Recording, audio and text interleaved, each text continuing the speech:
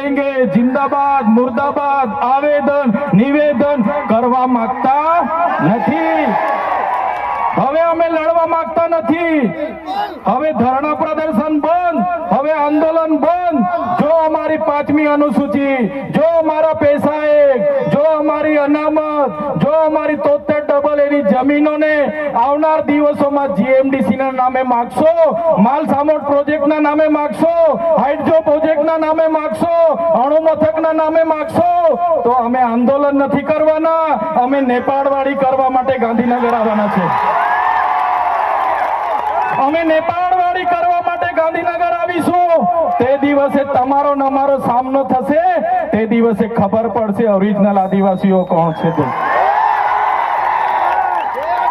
ત્યારે કેટલાક મીડિયાવાળા મિત્રોએ મને પૂછ્યું, તમારા ડેડિયાપાડામાં નરેન્દ્રભાઈ મોદી આવે છે, તમારું બધું પૂરું થઈ જાય। ત્યારે મેં મીડિયાવાળાને મિત્રોને કીધું, નરેન્દ્રભાઈ મોદી આવીને જાય પછી એમના મિત્ર ડોનાલ્ડ ટ્રમ્પને પણ લઈ આવજો, અમારા લોકોને ક્યાંય ફેર પડવાનો નથી।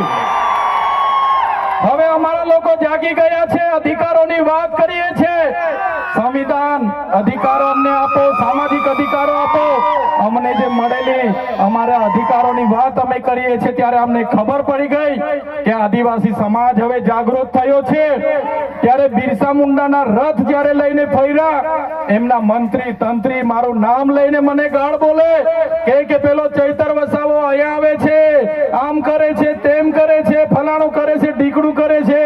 એ મંત્રીઓને પણ કહેવા માંગુ છું, એ પ્રદેશ પ્રમુખને પણ કહેવા માંગુ છું, ચૈતર વસાવાને ગાળ બોલવાથી અમારા આદિવાસીઓનું ઉત્થાન નથી થવાનું। તમે આદિવાસીને ઉત્થાનની વાત કરો, મને ગાળ બોલવાથી અમારા લોકોનો જો વિકાસ થઈ જવાનો હોય તો હું દરરોજ તમારી ઓફિસે તમારી ગાળ ખાવા માટે પણ તૈયાર છું। સાથીઓ, અમે આનંદભાઈ સાથે વિધાનસભામાં લડીએ, રોડ પર લડીએ, સદન પર લડીએ અને આદિવાસીઓની ન્યાયની વાત કરીએ, અધિકારની વાત કરીએ। આ લોકોને ગમતું નથી। આનંદભાઈ પર અનેક કેસ થાય, મારા પર અનેક કેસ થાય, અમને જેલોમાં નાખવામાં આવે, પણ અમે આ સરકારની જેલોથી અમે ડરવા વાળા લોકો નથી, અમે લડવા વાળા લોકો છે।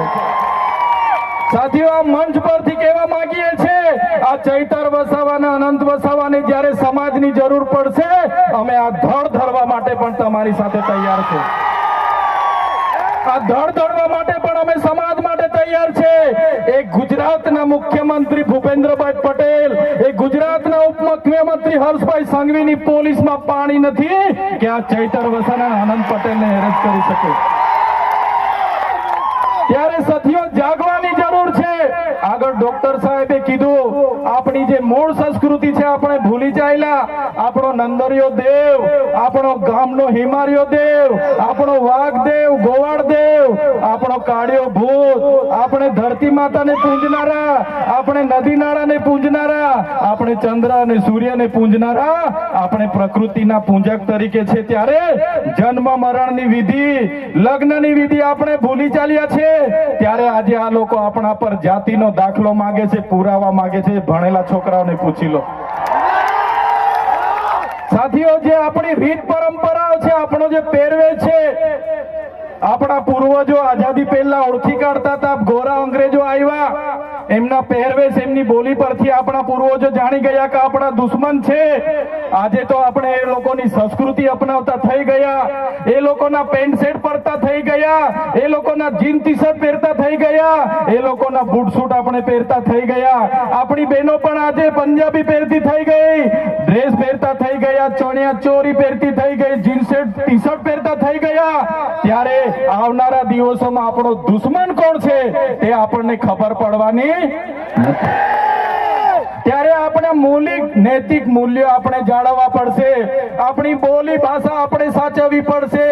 આપણો પહેરવેશ, આપણી સંસ્કૃતિ, આપણા વારસામાં મળેલી આપણી પરંપરાઓ, રીત રિવાજો આપણે સાચવવા પડશે। સાથીઓ, આપણા વિસ્તારમાં વૈશ્વિકરણના નામે જમીનો છીનવાય છે, ઔદ્યોગિકરણના નામે જીઆઈડીસી આવી, એમાં જમીનો છીનવાઈ ગઈ અને તમે જોઈ લો આજે ધર્માંતરણના નામે આદિવાસીઓને ભોળવામાં આવે છે। આજે શિક્ષણના નામે ધર્મના પ્રચારો થાય છે, ત્યારે મારા આદિવાસી સાથીઓને કહેવા માંગુ છું, જે દિવસે આપણે આજે આદિવાસી તરીકે મટી જઈશું તે દિવસે આપણું અનામત પણ આપણને મળવાનું નથી.